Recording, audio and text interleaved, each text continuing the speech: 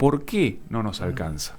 Hace un tiempo les traía una nota que salió en The Economist, donde hay un artículo que empezaba diciendo el argentino...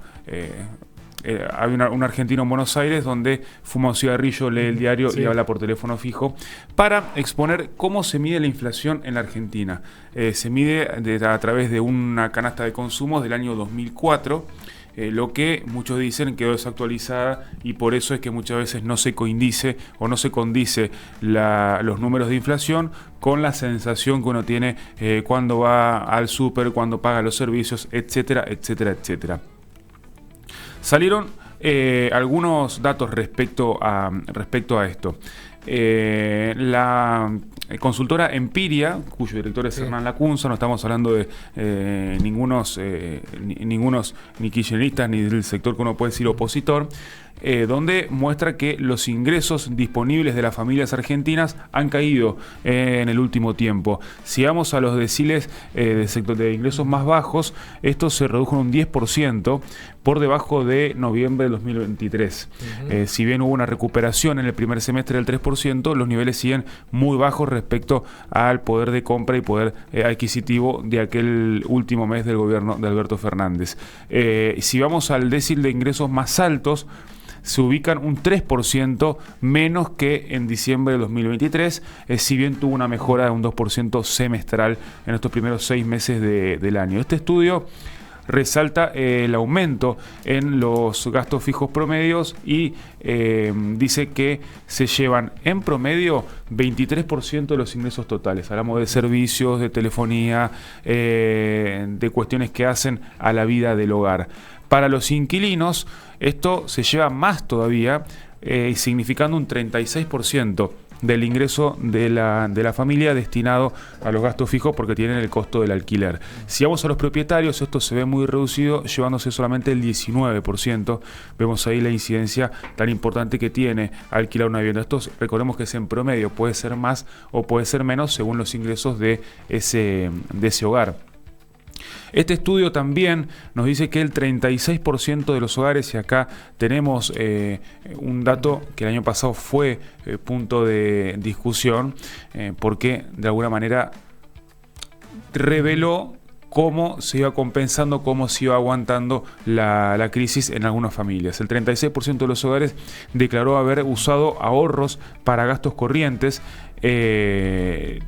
y frente al 38% en el primer semestre del 2024, o sea que en el primer semestre del 2025 aproximadamente la misma cantidad de personas están usando ahorros para estos gastos corrientes. ¿Por qué es llamativo este número? Porque está por encima de los datos históricos. Históricamente el 31% o el 30% de las familias era quien por ahí tenía que usar algún ahorro para los gastos corrientes. Y a esto le sumamos lo que hablábamos la semana pasada, el aumento que sigue por quinto mes consecutivo, el aumento en la morosidad, tanto en préstamos personales como en compras con tarjeta de crédito de las familias, lo que aumenta la presión o la deuda, generando algún problema para las familias y también para los bancos. Si sumamos a este estudio una encuesta que publicó la consultora Centrix, cuyo director es Claudio Montiel, lo que nos dice que 7 de cada 10 argentinos, y acá es porque los datos duros de ingresos y los datos de sensación de esta otra encuesta va a tener una conjunción en lo que vamos a ver después de qué va a ser el INDEC a partir de ahora. Lo que nos dice la consultora Centrix es que 7 de cada 10 argentinos creen que los datos de inflación oficiales no reflejan el costo de vida. Acá nos dice que la suba de alimentos, transportes y servicios, combinado con la evolución de salarios, no acompañan, no condicen, no ven una relación directa entre lo que dice la inflación mensual del 1,6, 1,9, 1,7 con lo que les va aumentando el salario respecto a lo que después destinan para los gastos fijos o los gastos de vida también. La encuesta fue realizada en la tercera semana de agosto, esto es la sensación, y marcó un 10% de aumento con respecto a julio. O sea que de julio a la tercera semana de agosto vemos que las personas o los encuestados, hay un 10% más que dicen que no coinciden los datos oficiales con el costo de vida. El 40% de los encuestados considera que su economía personal es mala o muy mala. Y acá pasamos al otro ítem, que es la cuestión de salarios, porque nos dice que desde diciembre de 2023 la pérdida de poder adquisitivo fue del 14,3% en general, con realidades dispares, porque mientras el salario privado registrado casi que acompañó a la inflación, está 0,6% debajo, los registrados están 6% debajo y los públicos están más de entre un 15 y un 30% según la dependencia estatal a la cual se lleguen.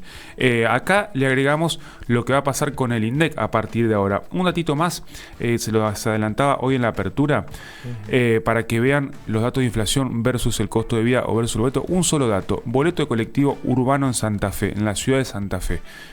Hablábamos que en los deciles de ingresos más bajos la crisis afecta más, porque los costos fijos representan una mayor proporción del ingreso total de la familia, y en esos sectores son los donde más se usa el transporte público. Bueno, el boleto colectivo urbano en Santa Fe desde enero del 2024 hasta agosto del 2025, 220 pesos en enero y 1.580 con el último aumento, marca un aumento de 618%. ¿Cuánto fue la inflación entre enero de 2024 y julio de 2025? 155%. Entonces estamos hablando de más del triple.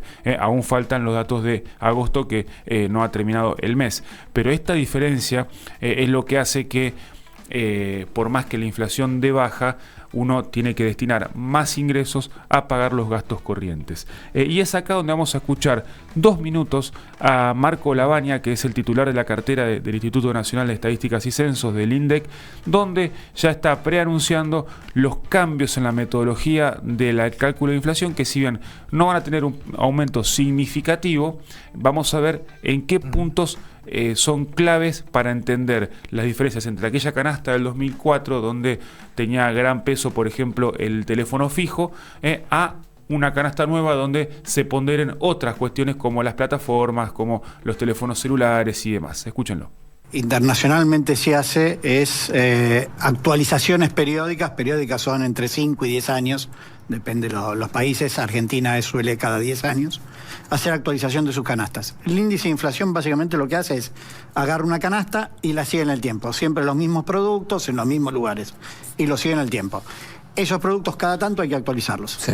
Eso es justamente lo que se está haciendo. Ya es un trabajo que viene hace bastante tiempo, porque tiene, además de cambiar la canasta, tiene otros cambios metodológicos, son más técnicos, que no hacen tanto al número final, pero sí para nosotros, para la robustez. Pero determinaron que era imperfecta la medición actual, que tenía resquicios. Eso es importante aclararlo. No es que el índice actual no mida bien o no te está reflejando, simplemente hay que actualizar los productos. Ajá. Cuando uno toma una cantidad de productos muy grande, que yo te cambio algunos productos, tampoco que el resultado final me va a cambiar tanto. Claro. Sí es importante para el análisis que uno hace, para los cruces que después uno puede hacer con esos indicadores. Pero no es que el índice actual mide mal, no, mide y muy bien. Ahora, hay que actualizar los productos. Decías que hace 10 años, que cada 10 años tiene que cambiar en la Argentina. ¿Y se cambió hace 10 años o está más atrasado que eso? Porque hubo bastante versión de que eso está muy demorado el cambio A ver, la canasta actual se definió en el 2004 con una encuesta. Todos los cambios se hacen en base a una encuesta de gastos de los hogares. Básicamente, durante un año entero se hace una encuesta donde vamos y preguntamos en qué estás gastando. Muy detallado, cuánto gastas en carne, qué tipos de carne, cuánto gastas en servicios, etcétera. Se hace durante todo un año. ¿Por qué se hace un año? Porque vos podés tener momentos del año donde estás consumiendo más un producto y otros momentos donde consumís otro. Como esto es una canasta fija, se hace en un año y se hace como un promedio de tu consumo en el año. Bueno, ahí estaba explicando Marco Lavagna cómo se hacen las mediciones. Es cierto, sigue utilizando la canasta del 2004. En 2015 hubo una reforma en el INDEC después de todo lo que fue el escándalo de Moreno, la manipulación de datos, etcétera, etcétera, por lo que muchas veces por eso se toma el 2015 como punto de partida para la comparación, justamente por no disponer de datos confiables previo a eso. Pero lo cierto es que hace mucho tiempo se viene exigiendo que se cambie, que esta encuesta permanente de hogares se pueda utilizar la que se realizó entre 2017 y 2018, que representa más fielmente cómo consumimos, cómo gastamos, cuánto representan las tarifas en el ingreso, en los gastos del hogar, etcétera, etcétera, para tener una muestra más fiel de cómo van afectando las fluctuaciones de precios y económicas de los distintos gobiernos, no es solamente por eso justamente no se refleja los aumentos astronómicos en las tarifas en el dato de inflación, porque están subrepresentadas o su peso es menor. De todas maneras, es el cambio que va a empezar a realizar el INDEC. No va a ser automático, va a ser todavía no está confirmado, pero va a ser a partir de un tiempo futuro. Muchos dicen que podrían esperar a después de las elecciones para no generar ningún tipo de ruido, si bien Marco Labaña dice que no afectaría mucho al número final. Eso estará por verse y veremos también cuáles son esos consumos y cómo se van detallando, pero ya adelantaron que va a tener más pesos los servicios digitales, las plataformas de streaming, la telefonía móvil, y se le va a sacar peso a, por ejemplo, el diario de papel, que ya casi no se utiliza. Entonces, bueno, me pareció interesante, ante la nota que le hizo muy buena en Infobae a Marco Labaña, poder traer otros datos y estudios que puedan complementar, apoyar o contradecir también algunas cuestiones de la economía cotidiana, y para buscar entender esta pregunta que muchas veces nos hacemos: ¿por qué no nos alcanza?